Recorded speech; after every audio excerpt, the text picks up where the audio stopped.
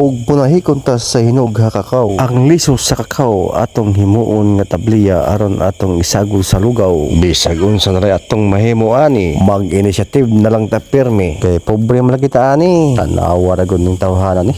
Ang uban liso gipang tulo na, gipang hamal ra. Wala tay mahimo ani nga tabliya, pastilan. Kalami lagpian.